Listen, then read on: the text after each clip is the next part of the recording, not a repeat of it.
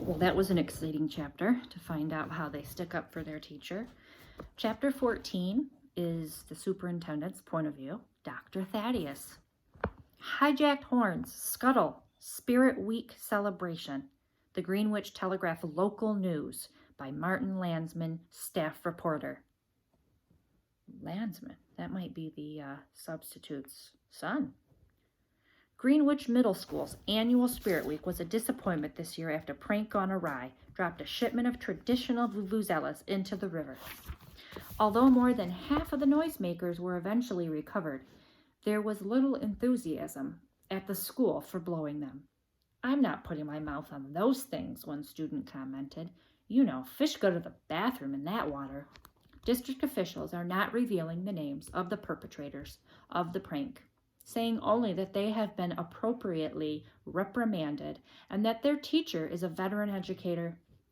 But the Telegraph has learned that the teacher in question is Mr. Zachary Kermit, who is still remembered for his involvement in the 1992 cheating scandal that remains a serious black eye for Greenwich schools.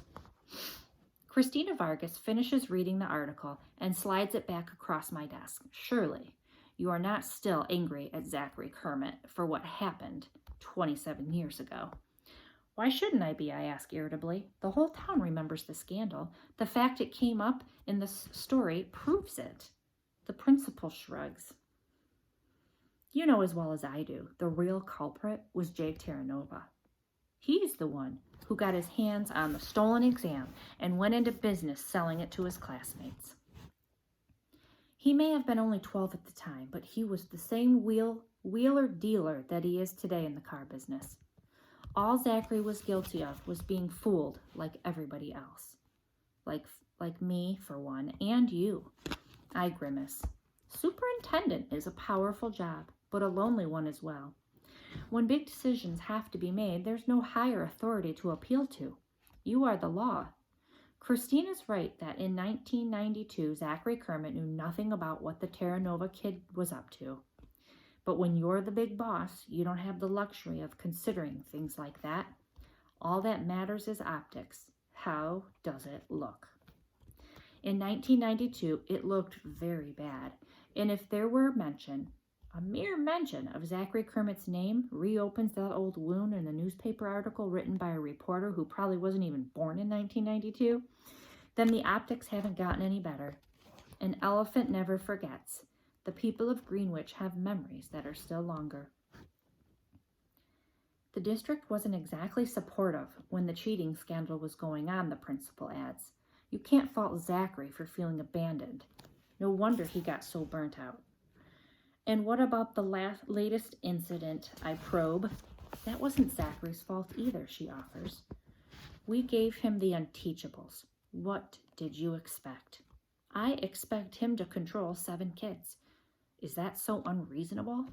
I knew he wasn't going to turn them into future presidents or even into solid citizens, but to keep them from grand theft vuvuzela is too much to ask." I have her there. Not even the most sympathetic principal can condone the kind of stealing, disruption, and destruction of property that transpired on Monday. "And look what happened when he tried to stop them," I go on, pressing my advantage. "They all ended up in a river. I just got off the phone with our insurance company. They had a few choice words to say about that, let me assure you." She sighs wanly. "I like Zachary. We started out in teaching together. He was brilliant and dedicated. What happened in 1992 destroyed his confidence. We should have stepped up to make sure he didn't blame himself. Instead, all we cared about was making sure we were covered when the newspapers got a hold of the story. It ruined Zachary's career." Another difference between principals and superintendents. Principals can be nice. He ruined his own career. He might have been a good teacher once, but isn't anymore. I agree. We gave him the most difficult kids in the district, and he made them worse. "He'll be out of our hair soon enough," she offers. "We both know he's planning to take early retirement." I wince. In the education business, you don't reach the level of superintendent without knowing how to do a little homework. The health and longevity in the Kermit family are appalling. Zachary Sr. celebrated his 80th birthday by going skydiving. The grandfather just turned 106.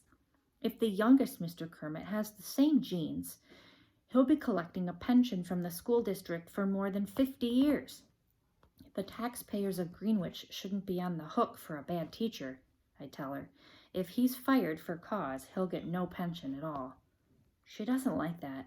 You have no cause, not for a few lost noisemakers and something that happened 27 years ago. Not yet, I concede, but I will find cause.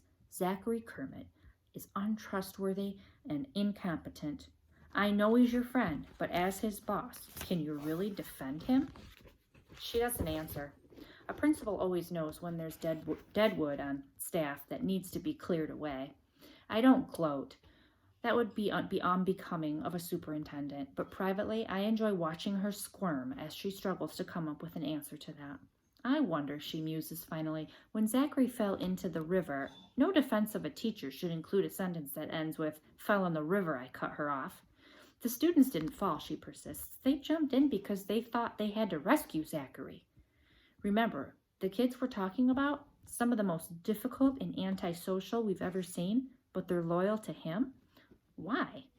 12 hours later, as I lie in bed trying to sleep, that why is still reverberating inside my skull.